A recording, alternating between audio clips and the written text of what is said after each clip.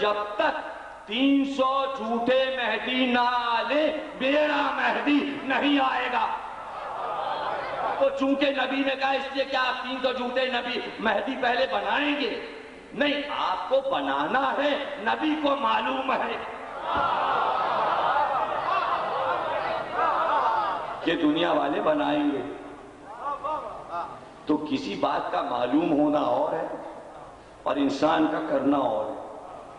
کہہ اس لیے دیا جاتا ہے کہ تم ایسا کرو گے، کہہ دیا ابو ذر سے ہمارے بعد تم ہمارا دین بیچو گے، تو کیا کہہ دیا تو پھر کیا آپ بیچنے لگے سب؟ نہیں، یہ کہا اس لیے جاتا ایسا نہ کرنا۔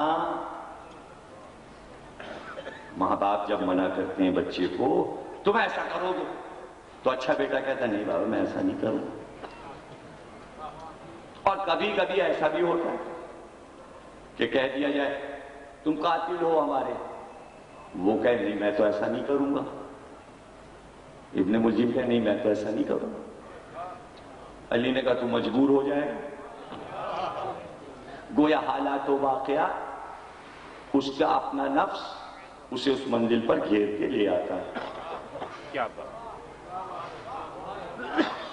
اس لیے بار بار بچپن میں ہی کہتے تھے میرا یہ حسین قتل کیا جائے گا کربلا میں، تو اس کا مطلب یہ تھوڑی کہ قتل کر دیں حسین کو، بلکہ نبی یہ بتا رہے تھے یہ انسان ایسے حالات بنا لیں گے کہ میرا حسین قتل ہو جائے گا۔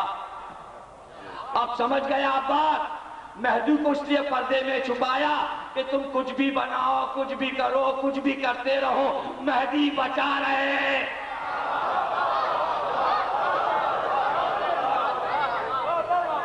اب بناتے رہو پلان، حالات پیدا کرتے رہو۔ اب تو یہ ہے شرط کہ اب تم ایسے حالات پیدا کر لو کہ وہ آ جائیں۔ اب تو مسئلہ ہی الٹا ہو گیا۔ جب تک کہ وہ حالات نہ پیدا ہو جائیں وہ نہیں آئیں گے۔ اب دیکھیے رفتار سست ہے، جلدی وہ سب کچھ کر لو جو کرنا تاکہ وہ آ جائیں۔ اچھا وہ کیا ہے، وہ کرنا کیا ہے، وہ کام کیا کرنا ہے؟ اس نے کہا ابراہیم کو آگ میں پھینک دو۔ کس نے کہا؟ نمرود نے۔ کس بات پہ؟ سارے بت جو توڑ پھوڑ ڈالے تھے۔ اس کے بعد گفتگو ہوئی تھی، دربار میں ٹاک ہوئی تھی، مکالمہ ہوا تھا، جواب نہیں دے پایا تھا، آگ میں پھینک دیا۔ اور تو پھینک دیا آگ میں، بھئی جلدی کرنا، جلدی کرنا، پھینک دینا آگ میں۔ اب دیکھیں دیر لگا، آگ جلاؤ، لکڑیاں لاؤ، جل گئی آگ، اور لاؤ، سارے درخت کاٹو، جل گیا، اور جلاؤ۔ دیر کیوں لگا؟ جلدی سے پھینک دے، جو کرنا ہے پر سست ہو رہا۔ اتنی جلاؤ، اتنی جلاؤ، اتنی جلاؤ، اوپر سے پرندہ اڑے تو وہ بھی جل کے گر گیا۔ میلوں تک آگا، ایک آدمی کو جلانا ہے، ایک آدمی کہیں تھوڑی سی 2.5 گز جگہ بنا کے انگارے بنا کے پھینک دیتا ہے ابراہیم، پھینک دیتا۔ یہ کیوں کر رہا ہے آپ بتائیے؟ اپنی اکڑ، ملکوں معلوم ہو سزا دینے جا رہے ہیں، اس کے پیچھے کیا چھپا ہے؟ ٹنکے پھینکیں، لوگ آئیں، اور پھر جب ابراہیم کو ہم پھینکیں تو لوگ دیکھیں کہ ایسی سزا ہم دیتے ہیں، سب ڈر جائیں، پھر ابراہیم والا کام کوئی نہ کرے، مجمع لگ جائے۔ اچھا اب سب حالات تیار ہوئے، برسوں چلی، مہینوں آگ جلی، تیار ہوئی، اور اب جو اتنی تیز آگ میں لے کے کون جائے؟ جو جائے وہ خود ہی جل جائے۔ دیکھیں یہ ہوتا ہے انسان جب ایسے مکانہ کام کرتا ہے نا تو پھر بعد میں پھنس جاتا ہے۔ نمرود کہنا اب کیا کریں؟ یہی تو دنیا والوں کے کام ہے، خود ہی حالات واقعات بناتے ہیں اپنی اکڑ اپنی بڑائی دیکھنے، اس کے بعد بعد میں پھنس جاتے ہیں۔ نقشہ بدل دو، روس کو توڑ دو، ان کو ادھر سے ملاؤ، ان کو اس سے کہو ادھر سے جائیں، ان سے کہو ادھر سے آئیں، وہ یمن سے بھی آ جائیں، کویت سے بھی آ جائیں، عراق سے بھی آ جائیں، سب ایک جگہ اکٹھا ہو جائیں، روس کو نہ آنے دینا، روس کو مار کے بھگاؤ، فلانا یہ کرو، فلانا یہ کرو، خوب اکڑ اکڑ کے ٹکڑے کر دو، یہ کر دو، وہ کر دو، ایشیا میں ہنگامہ کر دو، سب اکٹھا ہو گئے۔ جب سب اکٹھا ہو گئے، ان کا لڑائی ختم، کہاں روس ٹوٹ گیا۔ تو ہم لوگ کیا کریں؟ چلو ہم لوگ کچھ اور توڑ پھوڑ کریں۔ کہاں توڑ پھوڑ کریں؟ جہاں عمارتیں بنی ہوں گی وہیں تو توڑ پھوڑ کریں گے۔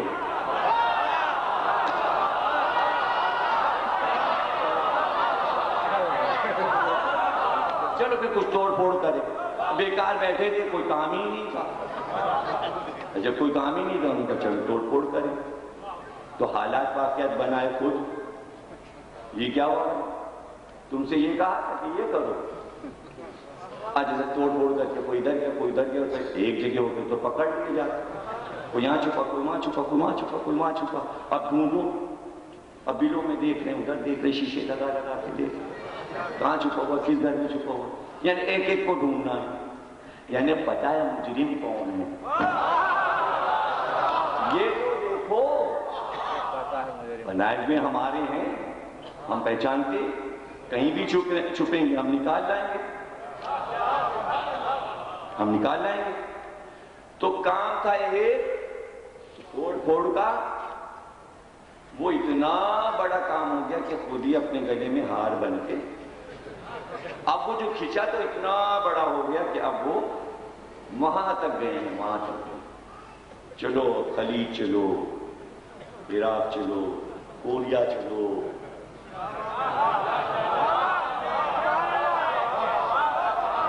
کام بڑھا لیا۔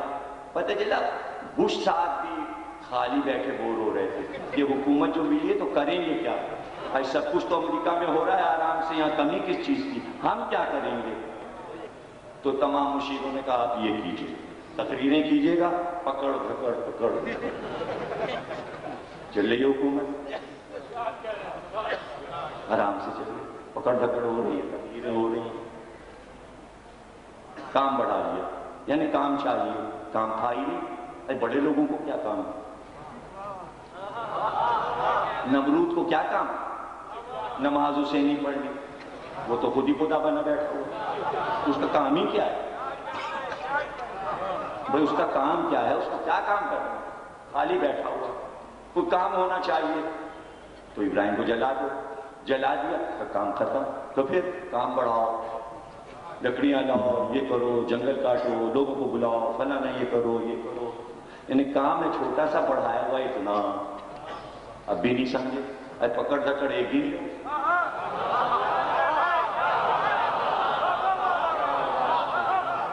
کام بڑھاؤ، پہلے پبلسٹی، لڑکا پکڑا گیا، نہیں دو پکڑے گئے، نہیں تین نئے ہو، تردید، ہمیں معلوم ہے کہاں ہے، فلانے نے کہا، فلانے نے ہمیں نہیں معلوم کہا، یہاں نہیں ہے، اس ملک میں نہیں، ہاں نہیں تو وہاں سرحد پہ تو ہیں، تو ہاں اس طرف تو ہیں، اس طرف، ان کا بازو ادھر ہے، انہوں نے کہا نہیں ادھر ہے، ادھر کی خبر ادھر، ادھر کی خبر ادھر، ادھر کی پڑھیں گے ادھر کی پڑھیں گے، ادھر کی خبر یہ کہہ رہی ہے ادھر کی خبر ہے نہیں ہے۔ اب اخبار پڑھ کر سب کا کام بڑھ گیا، روز جنگ خریدو، ارے اس اخبار میں کیا ہے، اس اخبار، پورے ورلڈ کے آدمی مصروف ہو گئے،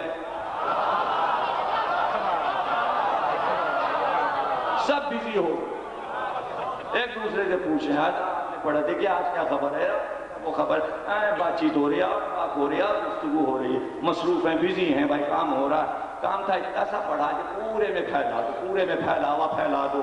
ایک کام تھا ابراہیم کو جلا دینا، انہوں نے کہا آگ جلاؤ۔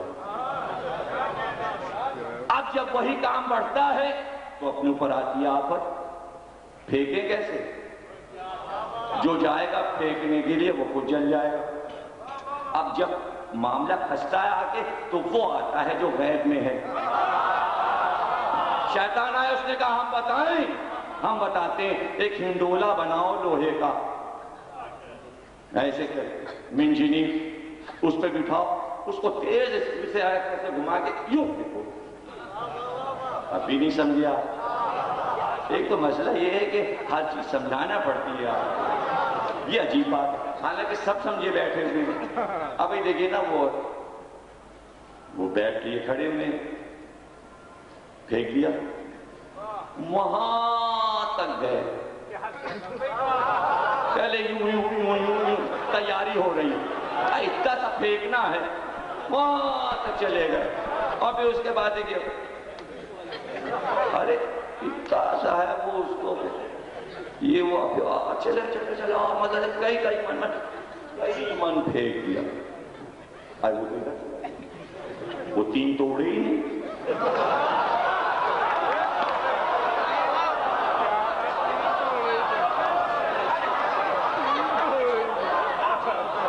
کام ہے اتنا سا, اور کہنے کہ بھئی اگر جلدی نہیں یوں پھینک دیا, تینوں کو گرا دیا بار بار, وہ کہنے میچ ہی ختم, 12 گئے آؤٹ. یہ وہ کئی دن چلانا ہے, سب کو بزی رکھنا ہے, سب بیٹھے رہیں دیکھتے رہیں. ایک بنا, 2 بنا, 3 بنا, چوگے ہوگے نہیں, چھکے نہیں, یہ سب نہیں کرنا. سٹا بھی تو باہر چل رہا ہے, سب بھاگ جائیں. یعنی کام بڑھاؤ, پھیلاؤ. اور وہ آتا ہے کہتا ہے اس کو بڑھاؤ, تو اس نے بنوائی میں انجینئر, کیسے فورس کے ساتھ یوں کر کے گھما تاکہ سب دیکھ رہے. اب آیا اور اس میں بٹھاؤ ابراہیم کو, یوں ایسے گھما کے اسپیڈ سے آگ میں پھینک دو.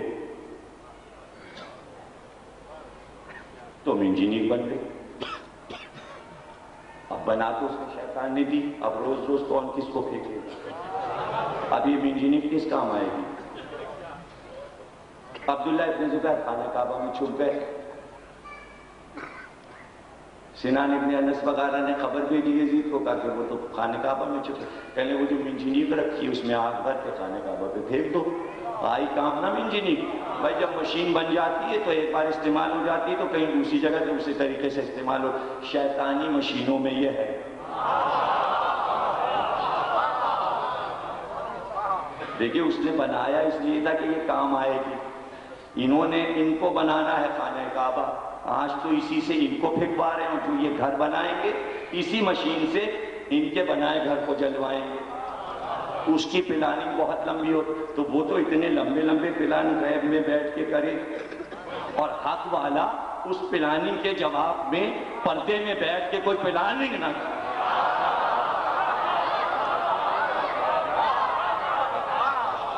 بس آپ یہ چاہتے ہیں نہیں, تو اللہ چاہتا ہے کہ ایک حق کا نمائندہ بھی پردے میں بیٹھ کے جو سازشیں وہ پردے میں کر رہا ہے وہ بیٹھ کے دیکھتا رہے اور بندوں کو بتاتا رہے. اب وہ یہ کرے گا, ہم تمہیں پہلے سے بتائے دیتے ہیں, تم بچ لینا اگر بچ سکو. پھینک دیا. اب جب پھینک دیا تو وہ آئے فضا میں. فضا میں جو آئے تو جبریل کہنے پروردگار جائیں.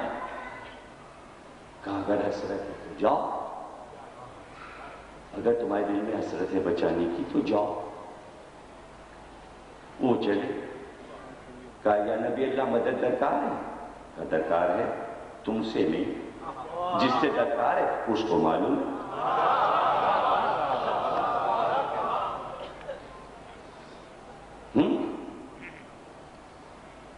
اور وہ خاموش, فضا میں ہے وہ خاموش, اور اس کے بعد وہ آگ میں گر گئے. مدد تو اسے کرنی, لیکن اس سے یہ سوال ہوگا, جب اس نے پلان بنایا تھا آگ جلانے کا تبھی اس کے اوپر ایسا فالج دماغ پہ پھینک دیتا نمرود کے کہ وہ آگ جلانے کا پلان ہی نہ بنا پاتا. نہیں, ہم یہ تھوڑی کرتے ہیں. سرکش انسان کی جتنی بھی حسرتیں ہیں ہم یہ چاہتے ہیں یہ نکال لیں.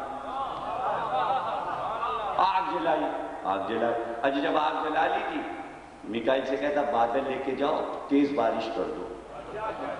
کہے کہ آگ, اللہ پانی برسوا دیتا, وہاں سیلاب آ جاتا, بجائے نمرود کی آگ کے وہاں طوفان نو آ جاتا, آگ کا پتہ ہی نہ ہوتا. آگ جلی, پانی نہیں برس رہا. یعنی انسانوں کے پلان کو وہ فیل نہیں کرتا, وہاں تک دیکھتا ہے جہاں تک تمہاری حد ہے. ہم یہ دیکھنا چاہ رہے ہیں ہماری ہی دی گی اپنے کو تم کہاں تک استعمال کر سکتے؟ آخری حد کیا ہے؟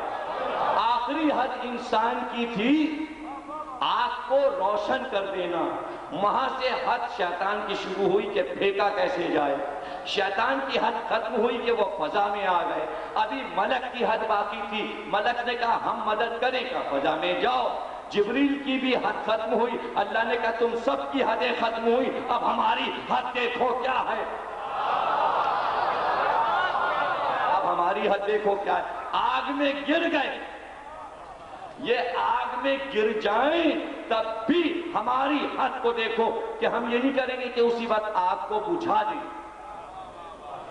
اگر بجھا دیا تو تم نے کیا دیکھا، جلتے انگاروں کو گلاب کے پھول بنائیں تب حیرت ہوگی، یہ ہماری حد ہے،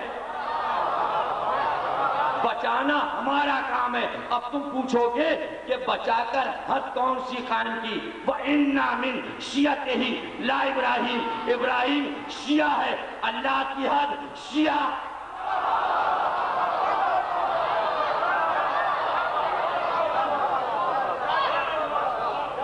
کائنات کا جو نقشہ بن رہا ہے اس کا مین سبجیکٹ تم ہو، بتا نہیں رہے ہیں،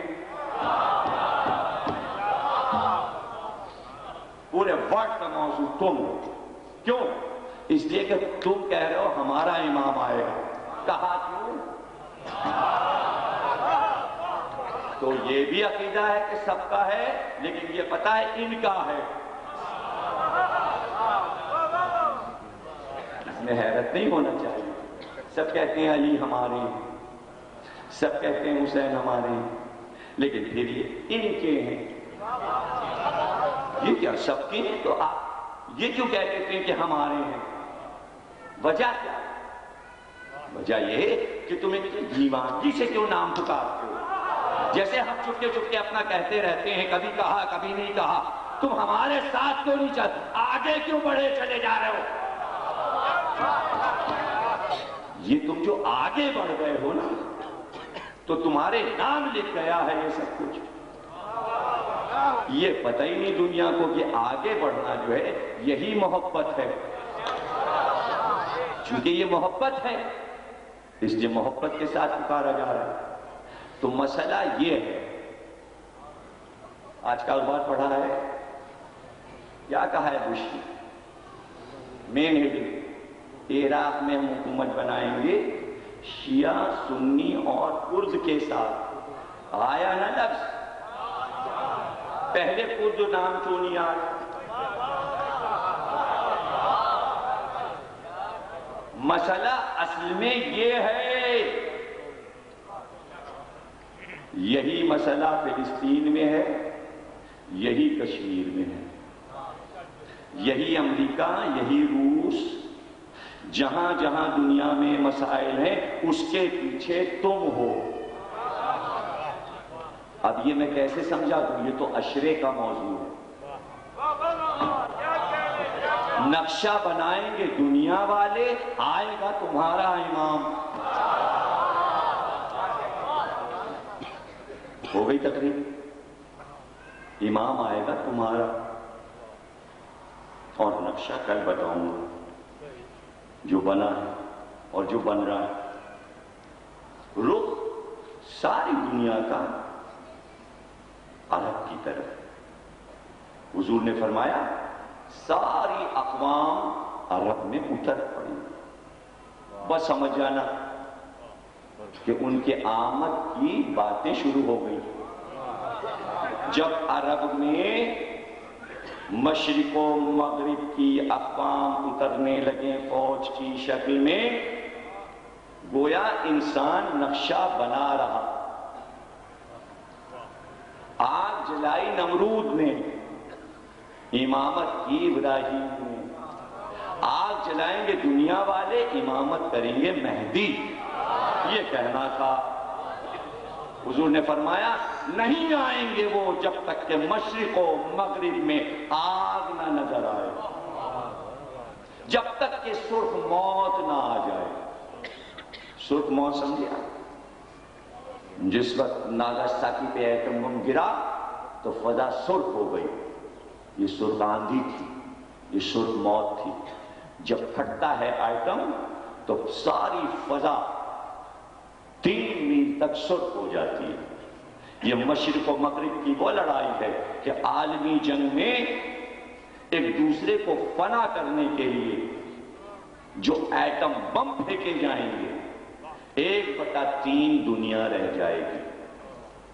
جب 1/3 دنیا رہ جائے گی تو انسان اپنے گھر سے نکل کر اگر امریکہ تک پیدل جائے تو کہیں قدم رکھنے کی جگہ نہیں ہوگی, لاش پر سے چلنا ہوگا.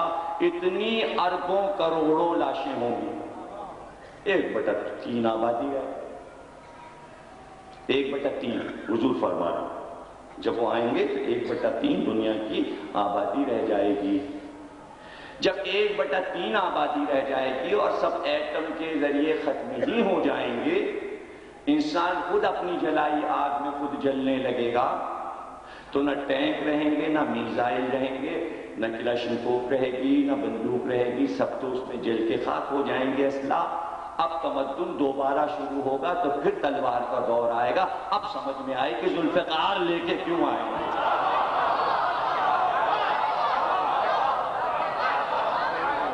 ذوالفقار لے کے کیوں آئے؟ اس لیے کہ کوئی ہتھیار رہا ہی نہیں.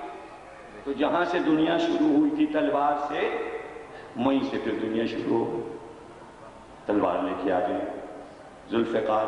ابھی میں آمد نہیں پڑھ رہا ہوں اس لیے کہ وہ ایک ہی تقریر میں پوری آمد, وہ ظاہر ہے کہ آمد جو ہے وہ پوری تقریر. پہلے میں ابھی نقشہ بتا رہا کہ عرب میں انگریز اتریں گے, امریکن اتریں گے. جب تک چائنیز نہ پہنچ جائیں اور روسی نہ پہنچ جائیں تب تک سمجھتے رہیے گا کہ ابھی آمد دور ہے. تو ابھی چائنیز, بنی کنتورا, چپٹی ناک والے اور تانبے جیسے رنگ والے روسی, حضور نے جو فرمایا وہ ابھی عرب کی طرف نہیں چلے. ابھی مغرب کے لوگ اتحادی کہے جا رہے ہیں اور وہ عرب میں پہنچ چکے ہیں. یعنی آدھا نقشہ بن چکا. ان کی آمد سے پہلے 9 سال مسلسل حج بند رہے گا. اسلامی سلطنت کا کوئی بھی حاکم اس وقت دنیا میں نہیں ہوگا سوا ایک عرب کے حاکم کے جو کم عمر ہوگا, اور جب تک وہ آخری حاکم بھی قتل نہ کر دیا جائے وہ نہیں آئیں گے. یہ ہیں وہ نقشے جو حضور فرما گئے. ابھی میں نے چوتھا حصہ بھی نہیں بیان کیا نقشے کا کہ ابھی اور کیا کیا ہونے والا ہے. ایک ایک ملک آپ کو بتاؤں گا کہ کس ملک کی کیا حالت ہوگی اس وقت جب وہ آئیں گے. ہاں بس اتنا بتا دوں کہ جب وہ آئیں گے تو کافی ریش لمبی جو ہے اور سجدے کے نشان اور سینوں میں قرآن, کوئی 40 آدمی گھوڑے پہ سوار ہو کے آئیں گے. کہیں گے آپ واپس جائیے, ابھی سے کیوں آ گئے. یہ بھی ہے, یہ بھی ہے. ابھی کیوں آ گیا, ابھی تو ہم ہیں, ابھی ہم. تو آپ ذرا دیکھیے کہ ان کی آمد پر یہ کتنی دیدہ دلیری ہوگی. وہ کون لوگ ہوں گے تو یہ کہیں گے کیوں آ گئے. تو سب سے پہلے جو ذوالفقار چلے گی وہ ان پہ چلے گی. یہ تھوڑی کوئی دلیل کہ ہم کیوں آ گئے اور تم کون ہو اور کیا ہو. بس اب وہ دور ختم ہو گیا, دلیل اور یہ اور وہ سلو نامہ فلاں کچھ نہیں. بس اب جو چلی ذوالفقار تو چلی. یہ پہلی منزل ہوگی جب ذوالفقار چلے. حکم الہی سے گلے کٹے ہوئے. اب جو بھی مقابل آئے گا وہ بچے گا نہیں اور بات چیت نہیں ہوگی, معاہدے نہیں ہوں گے, اس لیے کہ بس یہ آخری دنیا کا حاکم ہے جو اللہ کا نظام قائم کرنے کے لیے دنیا میں آ گئے. اسی نظام کو قائم کرنے کے لیے حسین اٹھے. اتنی سی بات تھی. نہیں چاہا دنیا نے. حسین نے کہا نہیں تو نہیں، جب آئے گا ہمارا بیٹا خود ہی نافذ کر دے گا، لیکن ابھی ہم جبر نہیں چاہتے. رہ گیا تم ہمارے سر کاٹنا چاہتے ہو تو کاٹ لو، اس میں بھی ہمارے دین کی بقا ہے. تم یہ سمجھ رہے ہو کہ سر کاٹ کے نقصان پہنچاؤ گے؟ ایسا نہیں. ہاں اس وقت خوش قسمت وہ ہے جو ہمارے ساتھ سر کٹا دے، لیکن وہ لوگ بڑے خوش قسمت تھے کہ جو اپنے گھروں کو چھوڑ چھوڑ کے حسین کے ساتھ آ گئے. لیکن وہ کتنے خوش قسمت ہیں کہ جو خود بھی آئے اور اپنے بچوں کو بھی ساتھ لائے. سمجھ میں نہیں آتا کہ خود آ رہے تھے مدد کو تو بچوں کو کیوں لائے، عورتوں کو کیوں لائے. اس لیے کہ یہ سن لیا تھا کہ حسین تنہا نہیں، عورتوں اور بچوں کو لائے تو مسلم ابن اوسجہ بھی اپنی زوجہ کو بھی لائے اور اپنے بچے کو بھی لے. جنگ کی اور خوب بہادری کے ساتھ مسلم ابن اوسجہ لڑے، شجاعت کے ساتھ، اور اس کے بعد شہید ہوئے. حسین گئے عباس کے ساتھ، مسلم ابن اوسجہ کا لاشا اٹھا کے لائے. ابھی مقتل میں لا کے رکھا تھا خیمے کے در پہ. ایک بار دیکھا کہ جدھر اسعد کے خیمے تھے ادھر سے ایک پردہ اٹھا اور ایک 9 برس کا بچہ کمر میں تلوار باندھے دوڑتا ہوا میدان کربلا کی طرف پیدل چلا جاتا ہے. اور تلوار اتنی بڑی ہے کہ بچے کی کمر سے زمین کو خط دے رہی ہے. وہ دوڑ رہا ہے تو تلوار جو ہے وہ زمین پہ خط بناتی جا رہی ہے، نشان بناتی جا رہی ہے. ایک بار حسین نے مڑ کے دیکھا کہ عباس یہ کون بچہ ہے جو میدان جنگ کی طرف جا رہا ہے تلوار لگائے ہوئے. عباس گئے، بچے کو دونوں باہوں میں بھر لیا. بچہ مچل رہا، عباس نے گود میں اٹھا لیا، کہا آقا بلاتے. بچے کو لیے ہوئے عباس گود میں آئے امام حسین کے سامنے. کہا کہ کہاں جا رہے تھے؟ پتہ نہیں دشمن کا لشکر ہے ادھر. کہا تو اس لیے تو جا رہا تھا کہ میں آپ کی مدد کے لیے جا رہا ہوں، میں آپ کی نصرت کے لیے جا رہا ہوں، میں آپ کی مدد کروں گا، میں آپ کی نصرت کروں گا، اس لیے میں ادھر جا رہا ہوں. کس کے بیٹے ہو؟ کس کے بیٹے ہو؟ کہا جس کا لاشا آپ کے قدموں میں پڑا. یہ جس کا لاشا ابھی آپ اٹھا کے لائیں مسلم ابن اوسجہ کے بیٹے ہو.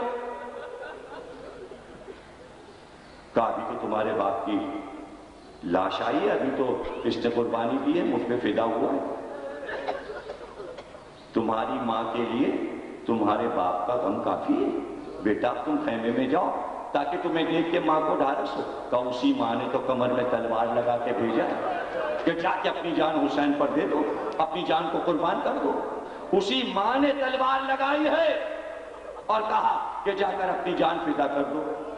ابھی حسین گفتگو بچے سے کر رہے تھے کہ در خیمہ سے آواز آئی، اے میرے آقا یہ بیوہ کا ہدیہ ہے، چاہتی ہوں کہ یہ صدقہ نکل جائے، بچے کو میدان میں جانے دیجئے. اب بتائیے بیوہ پکار رہی ہے کہ یہ بچہ حسین پر فدا ہو جائے. اللہ اکبر. حسین نے بچے کو بھیج دیا گھوڑے پہ بٹھا کے میدان جنگ. کہا عباس نگرانی رکھنا. بچہ گیا، بچے نے جنگ کی، چاہتا تھا میرے آقا لڑائی دیکھ رہے ہیں. لڑتے لڑتے گرا اور اس کے بعد اس نے سلام کیا. کہا اے میرے آقا غلام زادے کا سلام قبول کیجئے. میں گھوڑے سے گر گیا. عباس گئے، حسین گئے، لاشا بچے کا لے کر آئے. لاشا لے کر آئے.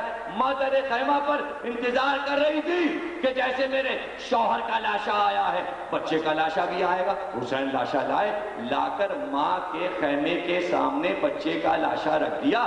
ماں نے نظر بھر کے دیکھا اور کہا میں قربان کر چکی، کم از کم بچے کا لاشا ماں نے دیکھا تو. بعض مائیں وہ ہیں کہ بچے گئے تو لاشا نہ آ سکا، اس لیے کہ لاشیں ٹکڑے ٹکڑے ہو گئے. بارے لاش کو ماتم حسین.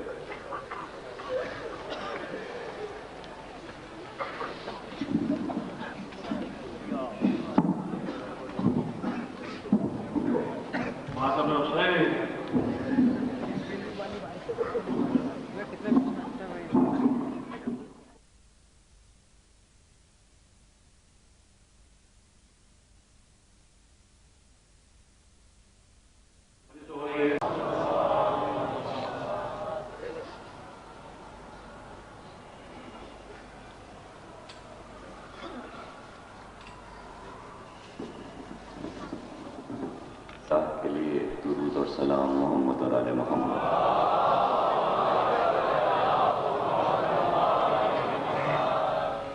1424 ہجری کے شہ محرم کی امام بارگاہ شاہ نجف میں آپ حضرات 5ویں تقریر سماعت فرما رہے ہیں۔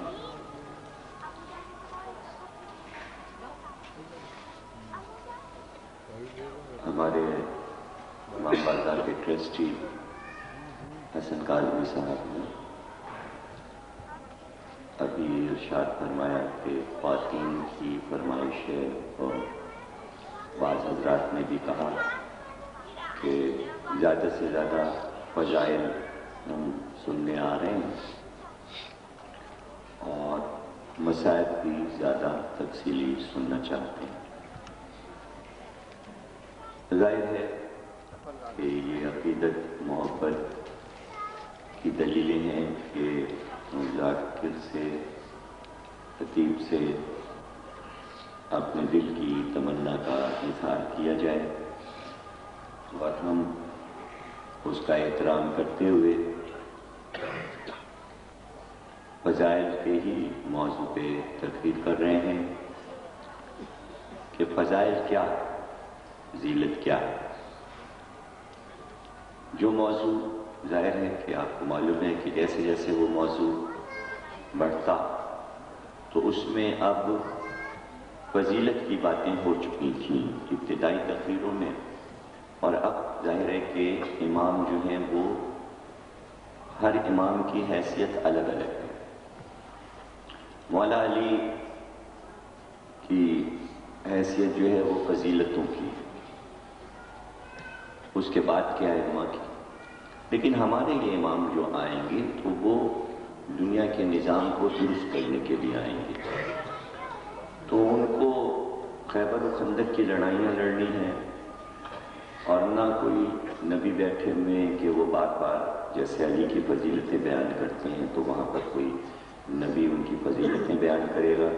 اس لیے کہ اب جو موضوع آئے گا وہ یہی ہوگا کہ ایران کیا کرے گا، پھر عراق کیا کرے گا، اور پھر عرب میں کیا ہوگا، مصر میں کیا ہوگا، فلسطین میں کیا ہوگا، اور امام کے آنے سے پہلے کون کون سے لوگ حکومت بنا کے امام کے سپورٹ حکومت کریں گے۔ یہی گفتگو ہے، موضوع تو یہی ہے۔ اس کا تو ظاہر ہے کہ آپ لوگ نہیں سننا چاہتے تو ہم موضوع کو بدل لیں۔ یہ موضوع ہم جامع سکتے میں چیلن کے شعر میں، وہ چونکہ ہمارا ذاتی شعر ہے، ہم کچھ بھی پڑھیں، جسے سننا ہوگا وہاں آئے گا، ہم اس کو وہاں پڑھیں۔ یہاں فضیلتیں سنیے، کیا کریں، مجبوری ہے کہ آپ فضائل زیادہ سے زیادہ سننا چاہتے ہیں، مسائل، اور یہ جو کچھ ہو رہا ہے دنیا میں، ظاہر ہے کہ اس سے شیعوں کو کیا دلچسپی، ہم تو عزاداری کریں، ہوا کرے کچھ دنیا میں، ہم تو فضیلتیں ہی سنیں گے، ٹھیک ہے نا؟ صحیح ہے۔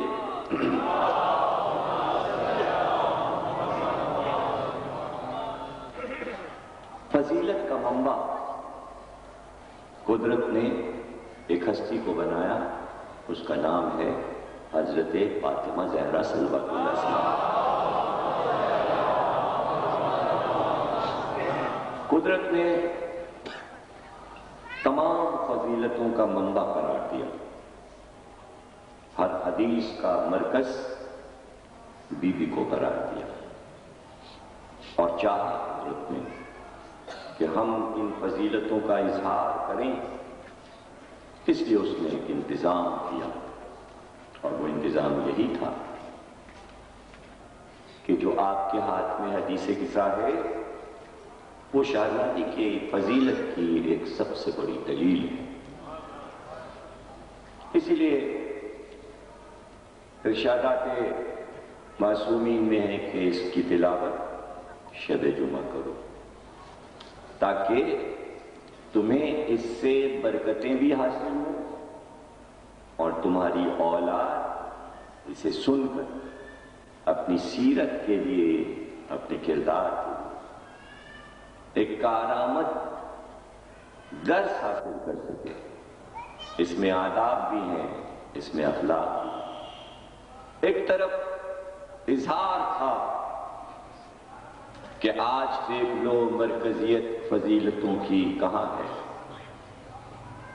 تو پیغمبر آتے ہیں گھر میں اور آنے کے بعد کہتے ہیں کہ بیٹی میں ذوق محسوس کر رہا ہوں، میں ذوق محسوس کر رہا ہوں. پیغمبر کو ذوق نہیں ہوتا. یہاں ذوق کے معنی کچھ اور ہوں گے. ذوق کے معنی یہاں کچھ اور ہوں گے. اس کے معنی آپ کو بتائیں تو آگے بڑھیں. دراصل حدیث قصہ کا جو نزول ہے اس کے بیک گراؤنڈ میں دیکھنا پڑے گا کہ وہ لمحہ کیا ہے، وہ سما کیا ہے، وہ وقت کیا ہے. اور وہ وقت ہے دراصل کہ جب نجران کے عیسائی آئے ہیں پیغمبر کے پاس وفد بنا کر، اور وہ یہ کہہ رہے ہیں کہ عیسیٰ خدا کے بیٹے، اور پیغمبر انہیں سمجھا رہے ہیں کہ عیسیٰ خدا کے بیٹے نہیں، عیسیٰ اللہ کے نبی ہیں. اور وہ ماننے کو تیار نہیں. تو وہی نازل ہوئی اور اللہ نے پیغمبر پہ وہی نازل کی اور کہا ان سے کہیے کہ تمہارے پاس کیا دلیل ہے، کیا کہتے ہو عیسیٰ خدا کے بیٹے کیسے ہیں؟ تو عیسائیوں نے کہا کہ ان کے باپ نہیں ہے، بغیر باپ کے پیدا ہوئے ہیں، اس لیے وہ خدا کے بیٹے ہیں. تو پیغمبر نے کہا اگر یہ دلیل ہے تمہارے پاس کہ جو بغیر باپ کے پیدا ہوا ہے تو وہ خدا کا بیٹا ہو جاتا ہے، تو پھر آدم پہلے خدا کے بیٹے ہوئے، اس لیے کہ وہ بغیر ماں باپ کے ہوئے. عیسیٰ کے تو ماں تو تھیں، آدم کے تو نہ باپ نہ ماں، تو ان کو کیوں نہیں خدا کا بیٹا کہہ رہے ہو؟ وہ بھی تو بغیر باپ کے پیدا ہوئے. اب ظاہر ہے کہ دلیل تو اتنی مستحکم تھی کہ اس کے آگے بڑھنے کی گنجائش نہیں تھی. اور دلیل ہمیشہ جو اللہ کی طرف سے ہو وہ مستحکم ہوتی ہے، مکمل ہوتی ہے، حکمت ہوتی ہے، اس کا جواب تھوڑی ہوتا. سورہ آل عمران میں یہ آیتیں موجود ہیں جو پیغمبر نے جواب دیا. تو اب انہوں نے کہا نہیں، ہم تو اپنے عقیدے سے دستبردار نہیں ہوں گے. عیسیٰ جو ہیں وہ خدا کے بیٹے ہیں. دلیل ملنے کے بعد بھی اب اگر اڑے ہوئے تو اسے کیا کہیں گے؟ اسے کہیں گے ضد. عقیدے میں عام طور سے ضد آ جاتی ہے دلیل ملنے کے بعد. اگر دلیل ملنے کے بعد نہ مانے باطل اور اڑا رہے اپنے عقیدے پہ تو اس کے معنی اسے ضد آ گئی. دلیل مل گئی تھی کہ آدم کو پھر کیوں نہیں خدا کا بیٹا کہہ رہے ہو، عیسائی کو کیوں کہہ رہے ہو؟ دلیل مل گئی تھی. لیکن اب جو اڑ گیا عقیدے پہ تو اس کے معنی ضد پہ تھے. اب ضد کا کیا جواب ہوتا ہے یہ آپ بتا دیجیے. ظاہر ہے کہ وہ مالک ہے کائنات کا، اس کے پاس ضدوں کا بھی علاج ہے. اس کے پاس ضدوں کا بھی علاج ہے. اس نے ضد کا علاج کیا اور پھر آیتیں اتاری. فمن حاجک فیہ من بعد ما جاءک من العلم فقل تعالوا ندعو ابناءنا وابناءکم نساءنا ونساءکم انفسنا وانفسکم ثم نبتہل فنجعل لعنۃ اللہ علی الکاذبین. اب ضد کا علاج کیا ہے؟ ضد کا علاج ہو جائے. فمن حاجک، کس بات کا جھگڑا کر رہے ہو؟ من العلم، علم آ گیا. علم آنے کے بعد اب بحث نہیں ہوگی.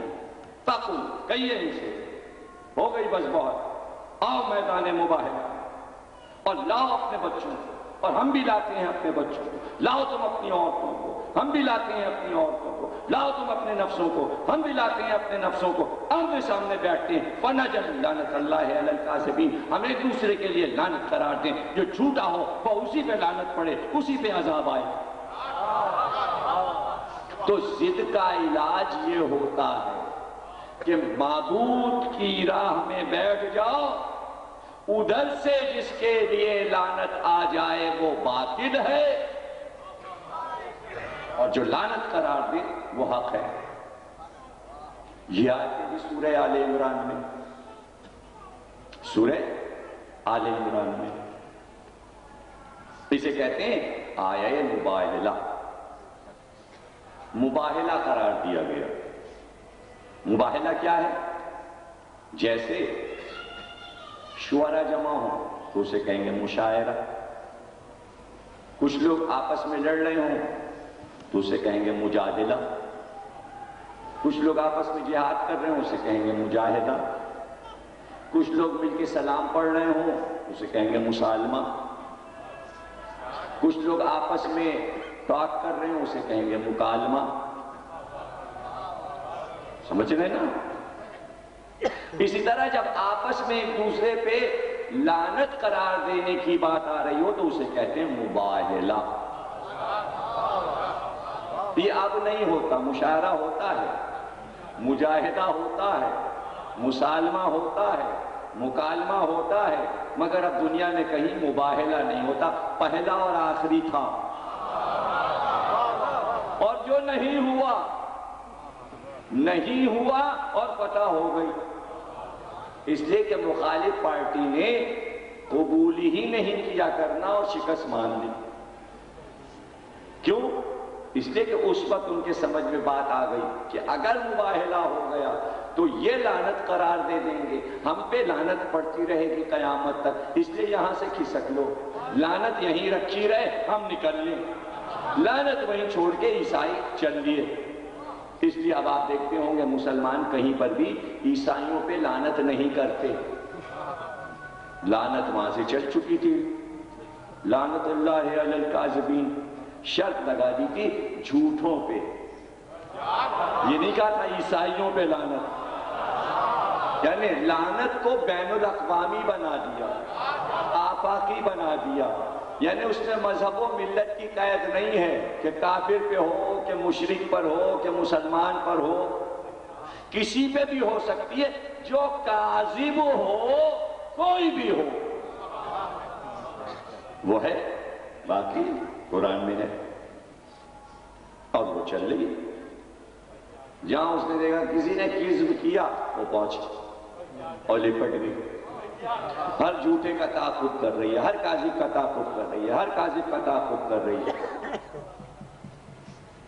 اور ادھر لعنت کاذبوں کا تعاقب کرے تو یہ ادھر کون لوگ ہیں؟ اس کے لیے ایک اور آیت بھیج دی، کونوا مع الصادقین، سچوں کے ساتھ ہو جاؤ تاکہ لعنت سے بچے رہو۔ یہ نہیں کہا کہ سچ بولا کرو، دیکھیں جو جھوٹ بولے گا اس کی ضد میں کہا جائے گا وہ جھوٹ بول رہے ہیں تو تم سچ بولا کرو، لیکن ان سے یہ نہیں کہا، کاذبوں سے تو کہا کہ لعنت تمہارے پیچھے، اور ادھر ان سے کہا کہ سچ نہیں، بلکہ تم سچ نہیں بول سکتے۔ سچ بولنا دنیا کا سب سے مشکل کام ہے، سب سے مشکل کام کیا ہے؟ سچ بولنا۔ آسان نسخہ ہم بتا دیتے ہیں، اللہ نے کہا وہ آسان نسخہ یہ کہ سچوں کے ساتھ ہو جاؤ، جو سچوں کے ساتھ رہتے ہیں آپ سے آپ سچ بولنے کی عادت پڑ جاتی ہے اور کاذبین کے گروہ سے بچ جاتے ہیں۔ لعنت سے بھی بچایا، جھوٹ سے بھی بچایا، کذب سے بھی بچایا، اور اچھی صحبت دے دی، صادقین کے ساتھ ہو جاؤ، اور صادقین کی پہچان بتا دی، جو کاذب کے مقابل بیٹھے ہوں، جو لعنت کریں گے وہ صادقین ہوں گے، جن پہ لعنت پڑے گی وہ کاذبین ہوں گے۔ مباہلے میں نبی نے بتا دیا ہم 5 صادقین ہیں، اب جو جو ہمارے مقابل آتے جائیں وہ کاذبین، وہ کاذبین، وہ سمجھے نا؟ اب بڑے بڑے راہب ان کے عاقب نام تھا، سید نام تھا، انجیل لٹے ہوئے پڑے ہوئے سر نکل کے نجران کے گرجاؤں سے آئے تھے، بڑے پہنچے ہوئے لوگ تھے، سفر طے کر کے آئے تھے نجران سے، آئے تھے اپنا نشان، تو پیغمبر نے اعلان کر دیا کہ تم اپنے بیٹوں کو لو، تم اپنی عورتوں کو لے آؤ، تم اپنے نفسوں کو لے۔ اب یہی کام پیغمبر کو بھی کرنا ہے کہ بیٹوں کو لے جانا ہے، عورتوں کو لے جانا ہے، نسان انفس نفسوں کو لے جانا ہے۔ آیتیں نازل ہو گئی، اعلان کر دیا، واحلہ ہوگا۔ اب مسجد سے اٹھے تو اب کہاں جائیں؟ سیدھے فاطمہ کے گھر آئے، بیٹی کے گھر آئے، اور آتی کا بیٹی میں ذوف محسوس کر رہا ہوں۔ کس بات کا ذوف؟ ایک علم کا بوجھ ہے جو کاندھوں پہ ہے۔ میں یہاں آیا ہوں آرام کرنے تاکہ یہاں لیٹ کے سوچ سکوں، بیٹوں میں کسے لے جاؤں، عورتوں میں کسے لے جاؤں، نفسوں میں کسے لے جاؤں۔ یعنی افکار کا جو بوجھ ہے اس کا نام اس دن ذوف رکھا گیا۔ یعنی مجھے یہ فیصلہ یہاں بیٹھ کے کرنا ہے کہ مدینہ بھرا ہوا ہے، بچے بھی ڈھیروں ہیں، عورتیں بھی ڈھیروں ہیں، نفسوں کا تو پتہ ہی نہیں کتنے ہیں، سارے نفس ہیں، سارے ہی نفس ہیں، سب 2.5 لاکھ نفس ہیں۔ غدیر میں کہا تھا کہ میں تمہارے نفسوں پہ اولا ہوں یا نہیں، تو کتنے نفس تھے؟ ان نفسوں میں سے کس کو لے جائیں گا؟ پورا مجمع لے جائیں۔ میدان میں جگہ نہیں رہے گی بیٹھنے کی۔ مباہلے کا میدان کوئی غدیر کا میدان تھوڑی ہے۔ غدیر کا میدان اس لیے چھاٹا گیا تھا کہ 2.5 لاکھ مجمع آ سکے۔ مباہلے کا میدان تھا چھوٹا سا جس میں 5 ہی بیٹھ سکے، وہ اتنا بڑا تھا ہی نہیں میدان کہ اس میں 2.5 لاکھ نفس آ سکے۔ مختصر مقدار میں لوگوں کو لے جانا ہے۔ تو جب کہا بیٹی سے کہ ذوق محسوس کر رہا ہوں، تو بیٹی نے کہا اللہ آپ کو ذوق سے پناہ میں رکھے، پناہ میں رکھے۔ ابھی عالبہ میں پناہ کے معنی بتا کے آ رہا کہ پناہ کے کیا معنی۔ پناہ کسے کہتے ہیں؟ پناہ گاہ عربی میں کہتے ہیں کہف الورا، کہف کہتے ہیں غار، پناہ کہتے ہیں غار، یعنی پہاڑی میں بڑا سا غار ہو، بارش ہو، دھوپ ہو، آپ اس کے اندر چلے جائیں گے، یعنی آپ غار کی پناہ میں آ گئے۔ اب غار ہے بڑا، آپ ہیں چھوٹے، اس نے آپ کو دی پناہ، تو پناہ گاہ بڑی ہوتی ہے، پناہ لینے والا چھوٹا ہو۔ ایک فارمولہ ہے، طے شدہ بات ہے۔ جس سائے میں آپ رکیں گے، درخت کے سائے میں رکے، درخت ہے پناہ گاہ،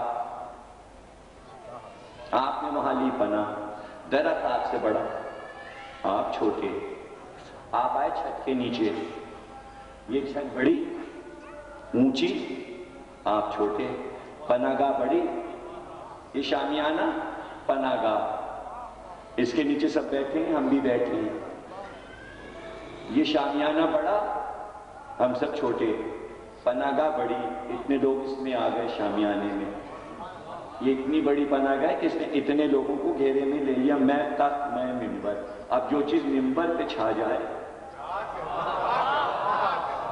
تو وہ کتنی بڑی ہوئی۔ پیغمبر نے کیا کہا؟ ذوق محسوس کر رہا ہوں۔ بیٹی نے کہا اللہ آپ کو اپنی پناہ میں رکھے، اللہ آپ کو اپنی پناہ میں رکھے۔ پیغمبر نے جلدی سے کیا کہا تو لاؤ چادر۔ بیٹی لائی چادر، پیغمبر کو اڑایا، گویا زہرا کی چادر اللہ کی پناہ۔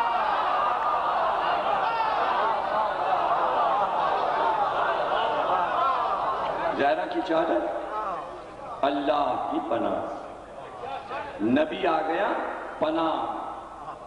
اب جو پناہ میں آ گئے تو ذوق دور ہو گیا، آپ کہیں گے یہ کیسے کہہ رہے ہیں آپ کہ ذوق دور ہو گیا؟ دیکھیے ذوق تو دور ہو ہی جاتا ہے، فارمولے ہیں بھائی۔ دیکھیے یہ امام باڑہ، یہاں جمعے کی نماز ہوتی ہے اور اشرا ہوتا ہے، آپ ہر سال محرم میں یہاں تشریف لاتے ہیں، لیکن جب بھی جائیں کچھ یہاں پر نظر مولا دیکھے جائیں تاکہ یہ جاری رہے حضرت۔ آج اعلان کل لے آئیے گا، آج ہی ہو تو دے جائیے گا، یہ اعلان بہت ضروری ہے اور اس کا بہت خیال رکھا کیجیے۔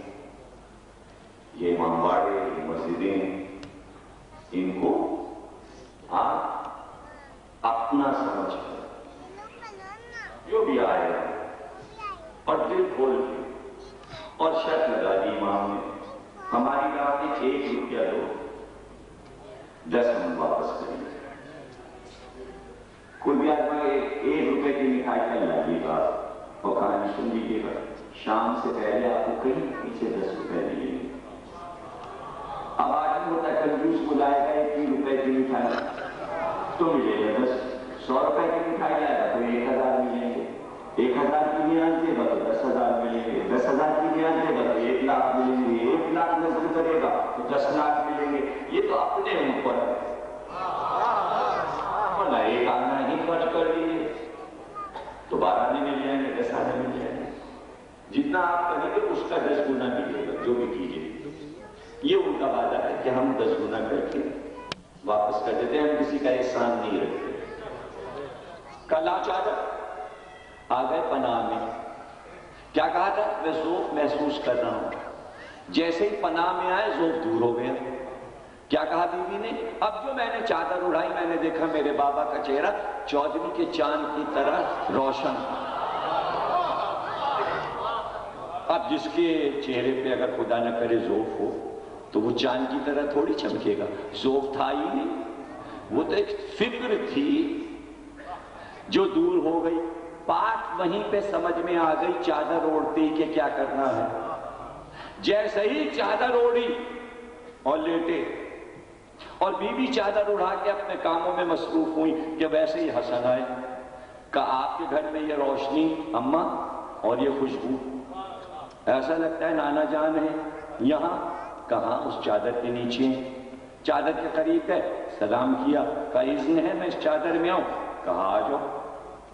کچھ دیر کے بعد بیوی کہتی ہیں حسین آ گئے۔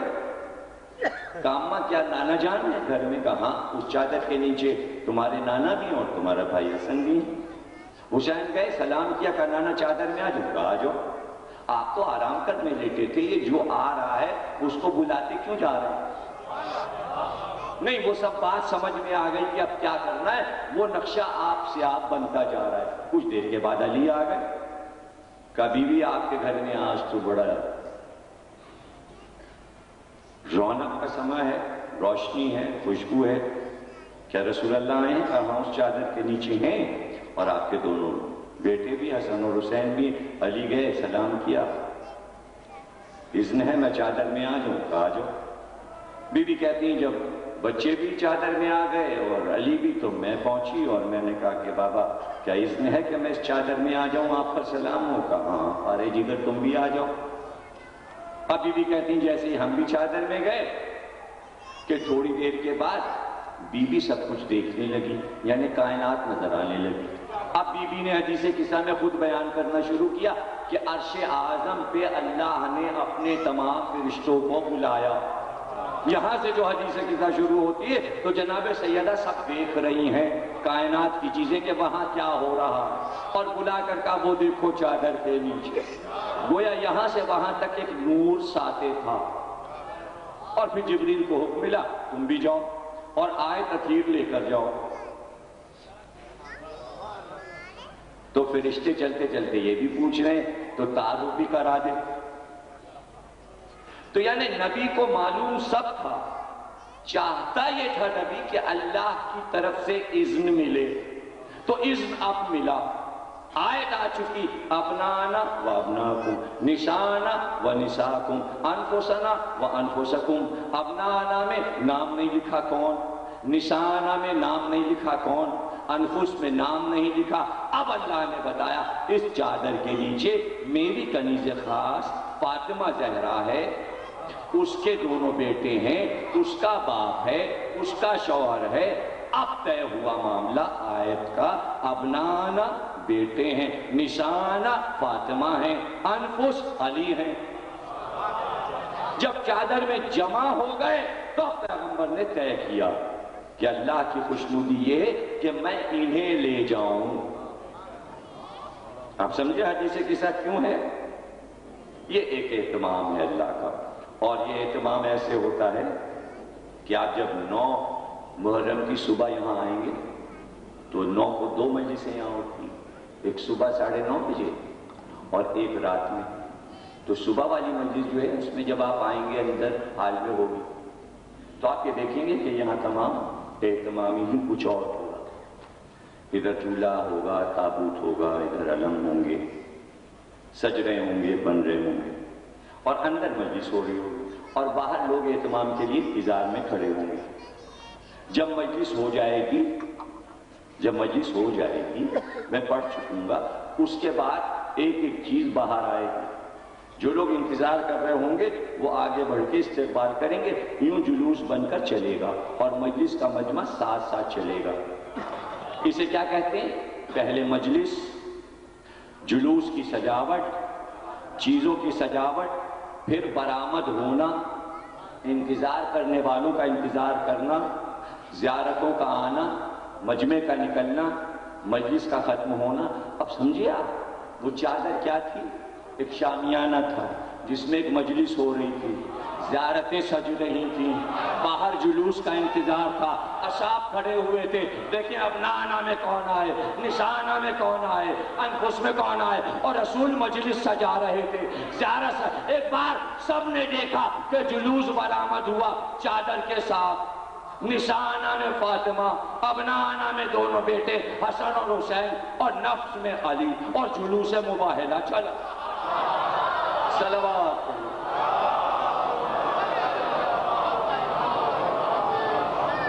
جلوس چلا۔ اب آپ جلوس کے ساتھ چلتے ہیں اور برسابر سے آپ جلوس کے ساتھ چلتے ہیں۔ جلوس کہاں جاتا ہے؟ جہاں پر جلوس جاتا ہے وہاں بھی ایک اہتمام ہوتا ہے۔ کھارگر پہنچے، ایرانیان پہنچے، امام بارگاہ کے سامنے شامیانے لگے، سبیلیں لگیں، جلوس آ رہا، زیارتیں اندر چلی جائیں گی، یا آپ وہاں پر ٹھہریں گے، علم لے کے، تابوت لے کے، تعزیہ لے کے۔ اب جلوس چلا، نبی کے گھر سے چلا، فاطمہ کے گھر سے چلا، میدان کو طے کیا۔ نبی نے یہ جلوس نکلوا کے بتایا کہ آل محمد کا جلوس نکالنا بدعت نہیں ہے۔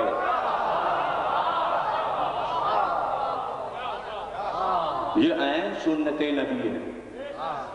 تو جلوس چلا، میدان کو طے کیا، مدینے کے میدان کو، مباہلے کے مقام پہ پہنچا۔ وہاں پہلے سے سلمان فارسی کو بھیج چکے تھے ایک سرخ رنگ کا کمبل دے کر کہ اس کا ایک شامیانہ بنا دو جہاں ہم بیٹھیں گے، اور ام سلمہ کو بھیجا تھا کہ اس جگہ کو جھاڑو دے کے صاف کر دو۔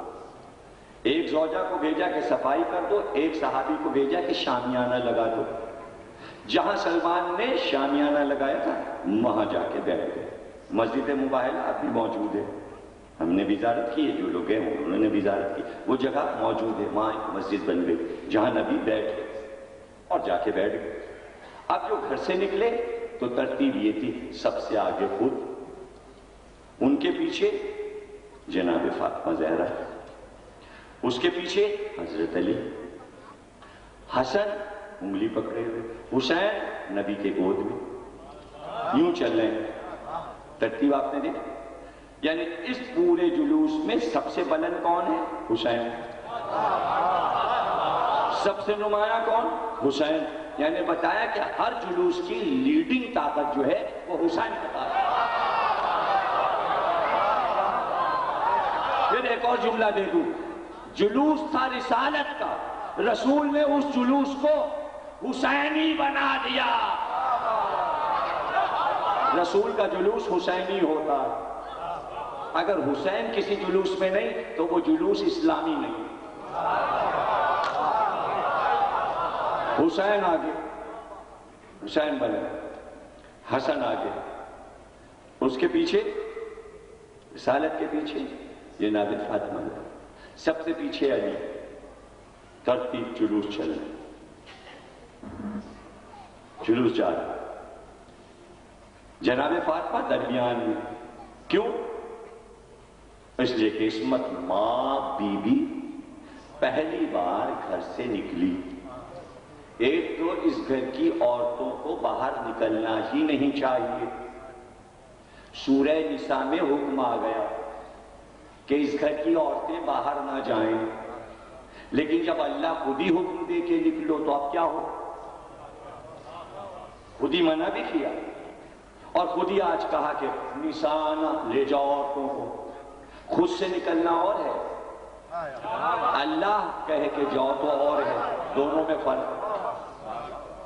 جہاں مطلب یہ ہوا جہاں اللہ منع کرتے وہاں نہ جاؤ، جہاں اللہ کہتے جاؤ تو وہاں جاؤ، یعنی حکم الہی پہ چلنا ہے۔ رکنا ہے تو حکم الہی سے، جانا ہے تو حکم الہی سے۔ حکم ہے یہاں لے جاؤ تو لے جا رہے ہیں حکم الہی سے۔ جب ہمارے حکم سے جائے کوئی بیوی تو پھر ہم یہ اہتمام کرتے ہیں، آگے رسالت کا پردہ ہو، پیچھے امامت کا پردہ ہو، ادھر ادھر امامت کا پردہ ہو، حسن اور حسین ہو، آگے نبی ہو، پیچھے علی ہو، اس طرح جائیں بیوی چادر میں۔ ہم جب کسی کو بھیجتے ہیں اپنے کام کے لیے اسلامی بیوی کو تو اس کا اہتمام ایسے کرتے ہیں، یہ ہے اہتمام۔ چونکہ عصمت ماں بیوی ہیں تو پردے کا اتنا انتظام ہے، اتنا انتظام ہے کہ کوئی زہرا کے نشان قدم بھی نہ دیکھ سکے، اس لیے کہ جہاں رسول قدم رکھی وہاں فاطمہ قدم رکھی، جہاں فاطمہ قدم رکھی اس پہ علی قدم رکھ دی۔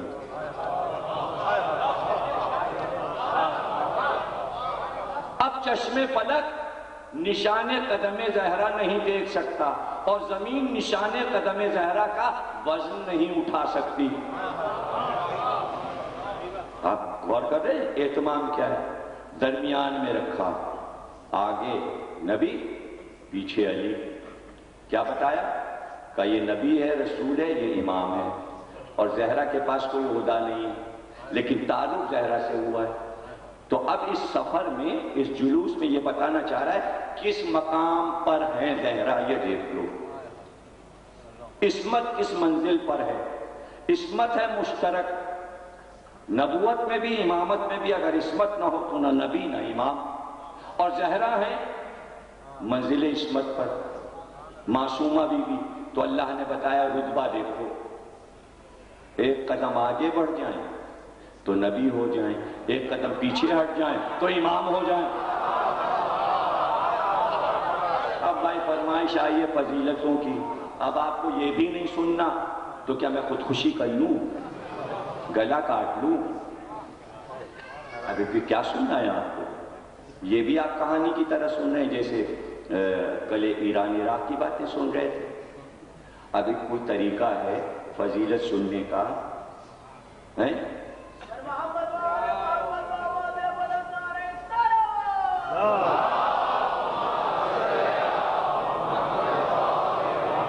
اچھا یہ بتا دیجیے اب اس سے یہ جو سنا رہا ہوں، سنا رہا ہوں، اس سے افضل کیا چیز ہے؟ اگر وہ بتا دیجیے تو میں وہی شروع کروں۔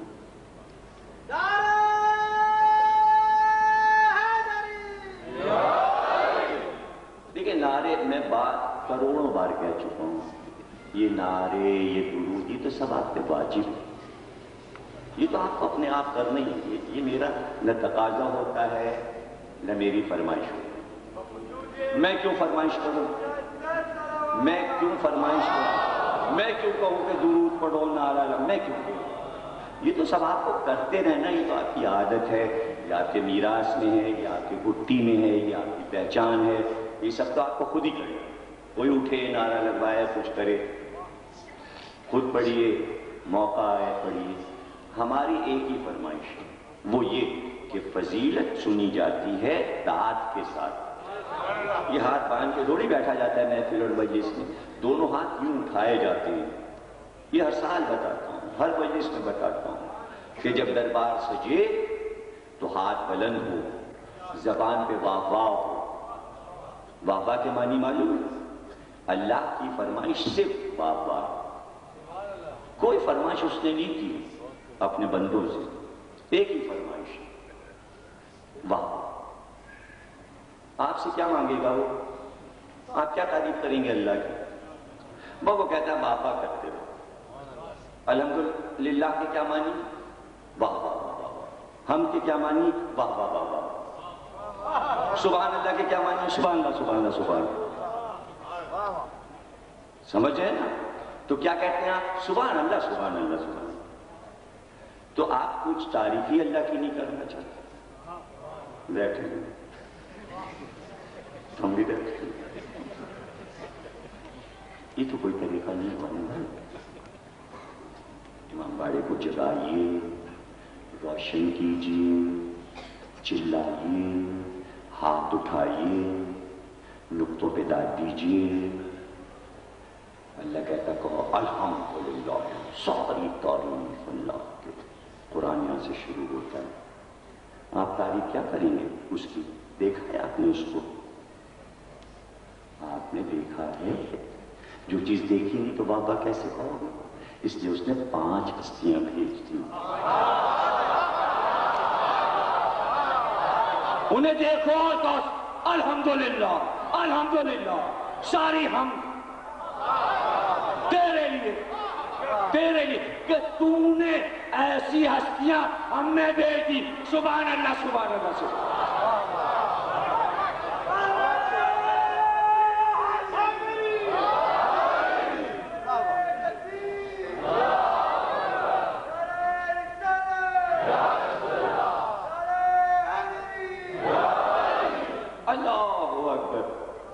مجھ سے بڑا کوئی نہیں.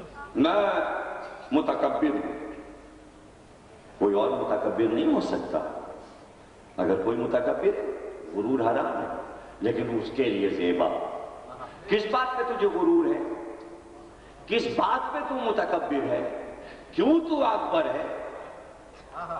وہ بتائیے نا، کیوں اکبر ہے؟ کیوں متکبر؟ اس لیے متکبر ہے کہ ہم نے فاطمہ، علی، حسن، حسین، محمد جیسی ہستیاں بنائی. ہمیں اس پہ غرور ہے.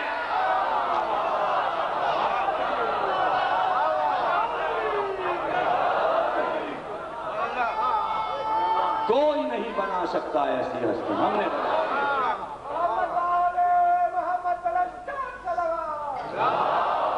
ہم نے بنایا. ان کا جواب نہیں، یہ ہے.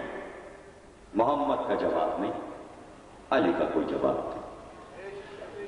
ہستیاں بنائی بھی ایسی اور نام بھی ایسے رکھے کہ نام ایسے رکھ دیے کہ ادھر لب پہ نام آئے اور محبت دل میں آئے. جیسے ہی کہا محمد، کیا میٹھا نام. امام زمانہ زیارت میں کہتے ہیں، جب زیارت پڑھتے ہیں کہتے ہیں اے آل محمد، اے پنجتن پاک، اللہ نے تمہارے نام کتنے شیریں رکھے. ادھر لب پہ نام آئے، دل میں محبت آئی. تم کیا تعریف کرو گے پنجتن کی؟ پوتا تعریف کر رہا، معصوم کی تعریف کرے تو ہے حق. دیکھیے کیسی تعریف کر رہے ہیں. کہ کیا شیریں نام ہے ہمارے جد کے، کیا شیریں نام. کہا علی، لب پہ مٹھاس آئی، دل میں محبت آئی. کیا میٹھے نام ہے. کہا حسن حسین، نام لب پہ آئے، دل میں محبت آئی. یہ جو گھبراتے ہیں لوگ یا علی کہتے ہوئے، بھاگتے ہیں محبت سے کہ گھر نام لیں گے تو دل میں محبت آ جائے گی.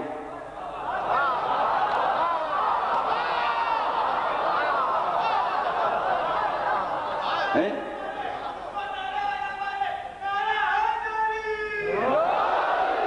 جوان کو جوش وہاں سے آئے، آپ آگے بیٹھے ہوئے ہیں، وہ وہاں سے پکار کہہ رہے شرم نہیں آ رہی تم آگے بیٹھے ہو؟ اور کیا؟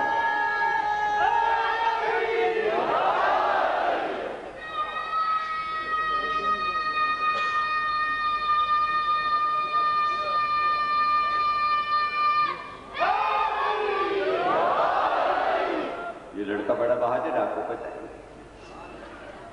بہت سنتا معرفت سے مثال روتا ہے، دریا بہاتا آنکھ سے، آپ کو کیا پتا، میں دیکھتا ہوں، اور جہاں میں پہنچا وہاں کربلا ہر جگہ میں موجود، مسجد سہلا میں جا گئے، وہاں کھڑے ہوئے، میں نے کہا تم کیسے آ رہے ہو؟ تو بھی زیارت کے لیے آئے، تو ماشاءاللہ یہ بہت محبتی لڑکا ہے، تو اس عمر سے آپ دیکھیے پروان چڑھتی ہے موت۔ اس بچے کو کس نے سکھا دیا؟ اسے پتا ہے معرفت کیا ہے؟ جو ابھی جملہ کہا تھا میراث میں ہے، کوئی سکھاتا نہیں، مچھلی کے بچے کو کوئی تیرنا نہیں سکھاتا۔ مبدت کی اولاد مبدت ہی پیدا ہوگی، جو محبت علی پہ پیدا ہوا پھر محبت علی سے کوئی اسے ہٹا نہیں سکتا۔ تو اب تعلق ہوا، سب آ گئے چادر میں، یہیں تھے نا، سب چادر میں آ گئے، اب باہر آنا ہے، فیصلہ ہونا ہے، اب نہ آنا، نسانا۔ ایک بیوی قریب تھی، انہوں نے چادر کا کونا تھاما، کہا میں آ سکتی ہوں؟ کہا تم خیر پہ ہو، مگر اس میں نہیں آ سکتی۔ لیجئے نسانا کا مسئلہ حل ہو گیا۔ دیکھیے ابنا آنا کا مسئلہ خود ہی حل تھا، انفس کا بھی مسئلہ حل تھا، بچے دو کے علاوہ تیسرا کوئی تھا ہی نہیں، نفس ایک ہی ہوتا ہے ہر آدمی کا، مسئلہ رہ گیا تھا نسانا کا، عورتوں کو لاؤ، وہ آپ سے آپ ام سلمہ نے حل کر دیا کہ کوئی کہے کہ صیغہ تھا جمع کا، عورتوں کو لاؤ، آپ ایک ہی عورت کو لے جا رہے ہیں، تو ایک عورت نے پوچھا میں بھی چلوں؟ کہ نہیں، اور جو ہیں وہ سب خیر پہ تو ہیں لیکن اس میں نہیں آ سکتی۔ تو اب عربی کی یہ تو مثال ہے، نسانا، نسا کہتے ہیں اس عورت کو جو کامل ہو۔ کامل عورت کون ہوتی ہے؟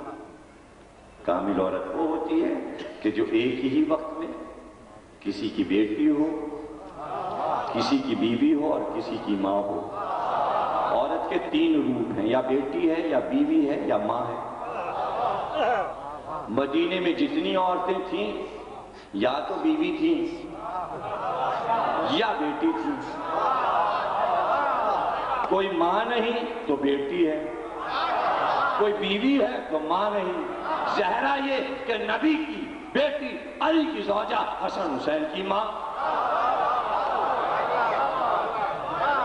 مکمل۔ اور تین ہی رشتے ہوتے ہیں جو عورت کو کامل بناتے ہیں، تو کہا یہ رشتہ دیکھ، حسن حسین کی ماں، علی کی زوجہ اور نبی کی بیٹی۔ مرکز یہ تعارف شروع ہوا فاطمہ سے، مرکز بیچ میں ہوتا ہے۔ مرکز کے معنی ہے مرکزی حیثیت، تو مباہلے کا مرکز زہرا، تطہیر کا مرکز زہرا، پنجتن کا مرکز زہرا۔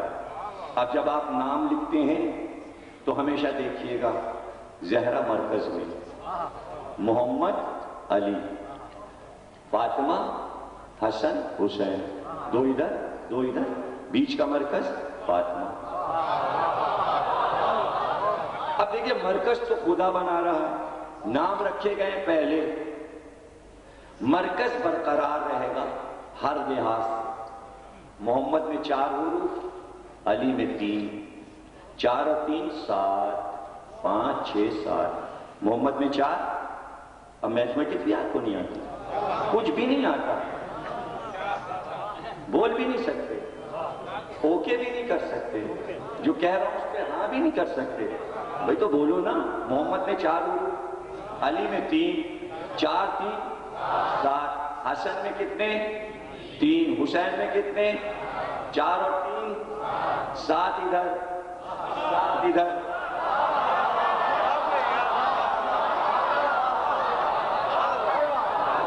7 حروف ادھر 7 حروف ادھر. فاطمہ میں کتنے؟ 5. بیچ میں 5. دیکھیں مرکز کا کمال یہ کہ پلے برابر رکھے. 7 حروف ادھر 7 حروف ادھر، پلے برابر ہیں، مرکز زہرا ہے. 7 اور فاطمہ کے 5 ادھر کے 7 میں جوڑیے. 7 اور 5 12. ادھر کے 7 اور 5 جوڑیے 12. مرکز کا کمال یہ کہ ادھر سے بھی 12. صلوات پڑھیے.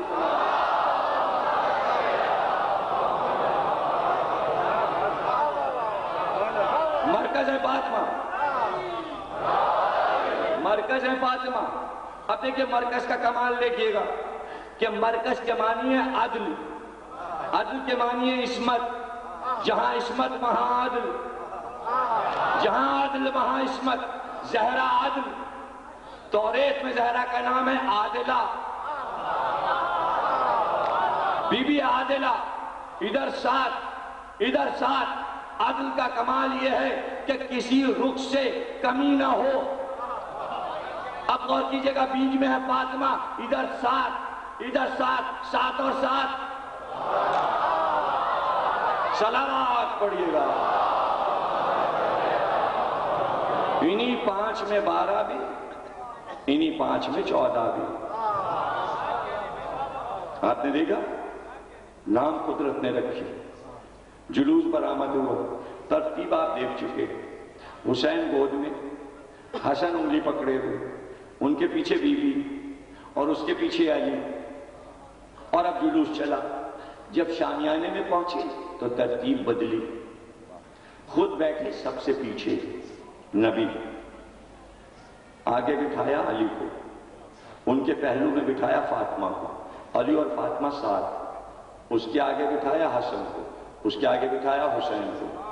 اب کیا بنایا؟ وہ تھا جلوس، یہ کیا بنایا؟ شجرہ طیبہ. وہ تھا جلوس، یہ ہے شجرہ طیبہ. میں مجھ سے علی اور فاطمہ، علی اور فاطمہ سے حسن اور حسین، اور حسین آخر. اب حسین سے شجرہ چلا. حسین کا بیٹا زین العابدین، زین العابدین کا بیٹا محمد باقر، محمد باقر کا بیٹا موسی کاظم، موسی کاظم کا بیٹا امام رضا، امام رضا کا بیٹا محمد تقی، محمد تقی کا بیٹا علی نقی، علی نقی کا بیٹا حسن عسکری، حسن عسکری کا بیٹا امام مہدی جو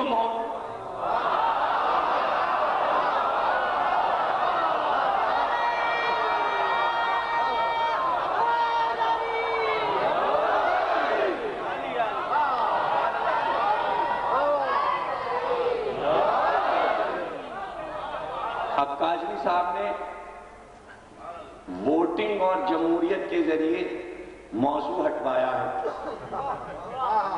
جمہوریت کا زمانہ ہے. انہوں نے کہا بہت سے ووٹ آئے خواتین اور مردوں کے کہ آپ کچھ نہیں پڑھ رہے فضائل میں. ہٹایا نا موضوع سے. میں خود نہیں ہٹا، جمہوریت کا تقاضا تھا، ہٹا. لیکن معدت کا تقاضا تھا، پھر میں موضوع پہ آؤں.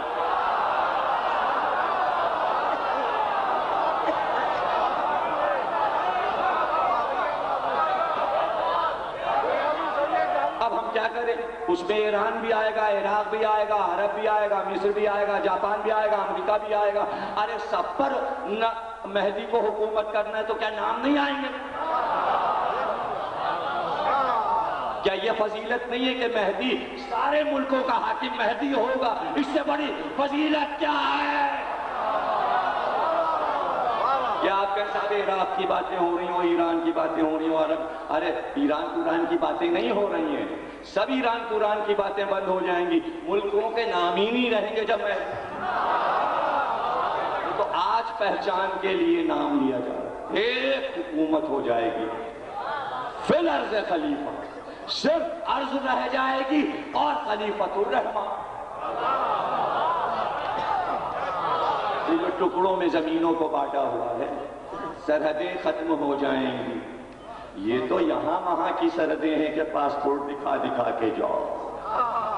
ایسی سواریاں ہیں امام کے پاس کہ کروڑوں ڈالر کے بن رہے ہیں، اب پالو تک جاتے ہیں چاند، زہرا ادھر ادھر، سارے چاہنے والے نور کی سواریوں پہ بیٹھے، جس کا دل چاہ زہرا ریت پہ گیا، زحل پہ گیا، مشتری پہ گیا، سارے ستارے آباد ہو جائیں گے، آنا جانا ہو جائے گا، وہاں بھی آنا جانا ہو جائے گا، مرا جائے گا امریکہ وہاں پہنچنے کے، یہاں تو تباہی ہو چکی ہے، اب وہاں صرف یہ تلاش وہاں کیا کیا ہے، ریڈیم کتنی، یورینیم کتنی، پلاٹینیم کتنی، ارے خزانے اس کے بھرے پڑے ہوئے، یہ ڈھونڈتے پھر رہے خدا یہاں کیا ہے، وہاں کیا ہے، وہاں کیا ہے، اور حدیث کیا ہے، جیسے ہی مہدی آئے گا زمین اپنے خزانوں کو آواز دے گی، زمین ادھر آ مہدی، یہاں خزانہ ہے، یہاں خزانہ ہے، اور ان کی ٹھوکروں میں پڑا ہوگا، لوگ سونے کو ٹھوکر مار کے رکھ دیں گے، کہیں گے کیا کریں گھر میں لے جا کے، یہ کس کام کا، یہ بھی حدیث ہے، زمین خزانے اگلے گی، لوگ کہیں گے ہم کیا کریں یہ سونا لے کے، کس کام کا یہ سونا، آج ایک تولہ کسی کو مل جائے، کیسا اترایا پھرتا ہے، یہ کس نے قیمتی بنا دیا سونے کو، سونا بھی کوئی قیمتی چیز ہے، بنایا گیا، اتنا بینک میں رکھا ہے تو اتنے کے نوٹ جاری ہوں گے، سارا ایران کا سونا امریکہ نے رکھ لیا، ایران نے کہا دیو ہمارا سونا، گاڑیوں میں بھر کے آئے، یہ تھی لڑائی، وہ دینے کو تیار نہیں تھی، سارا تیل لے رہے تھے 100 برس سے، 100 برس سے، اور سونا وہاں جمع کر رہے تھے، قیمت وہاں جمع، خمینی صاحب نے کہا دو ہمارا سونا، اور جھگڑا ہوا، یہ ہوا، اور بحث ہوئی، اور مباحثہ ہوا، پھر گاڑیوں میں بھر کے واپس کیا، یہ ہے جھگڑا، ایران سے دشمنی، ایران تو ایک امن پسند ملک ہے بھائی، اس کا دہشت گردی سے کیا تعلق، ٹریڈ سینٹر جن لوگوں نے گرایا اس میں کوئی ایک ایرانی بھی ہے، یہ کیا بات ہے کہ عراق کے بعد ایران کی باری ہے، کاظمی صاحب غصے میں بیٹھے ہوں گے، دیکھیں بہانہ لگا کے حدیث سے پڑھ یہ وہ پھر ایران عراق،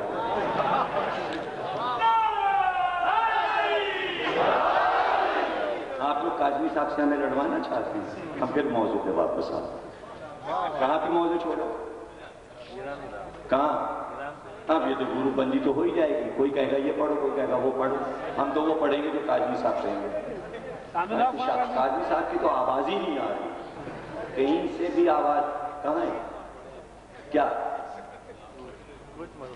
ہم تو وہی فضائل پڑھ رہے تھے، شجرہ حسین پھکایا اور پھر وہ مہدی پھکایا، یہ شجرہ بنا، آخر وقت تھا نبی کا اور دنیا سے رخصت ہو رہے تھے کہ دیکھا بیٹی بہت اداس ہے، تو کہا کہ بیٹی زہرا کیا تم اس پہ خوش نہیں کہ تمہارا باپ نبی ہے، نبوت تمہارے خاندان میں ہے، تم میں سے، اور چہرہ دیکھا، زہرا خاموش،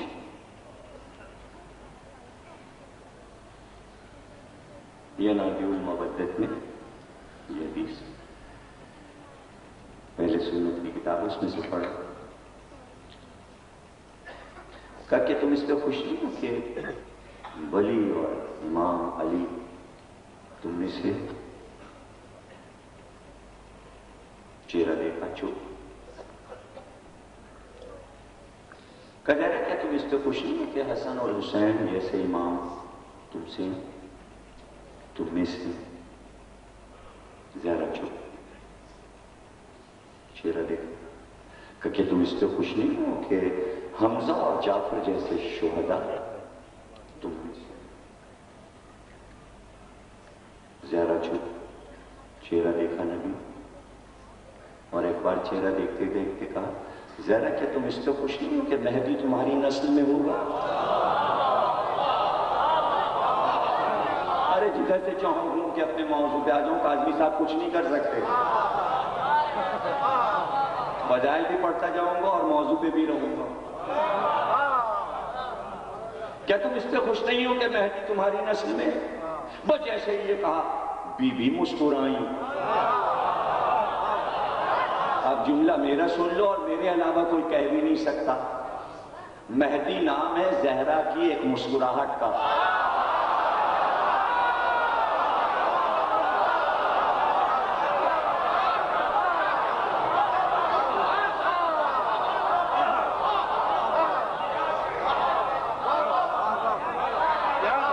مہدی کیا آئے گا نقاب کو الٹ کر کہ گویا عصمت مسکرا دی ہے۔ یہ زہرا کی اس مسکراہٹ کا نور کائنات میں پھیل جائے گا۔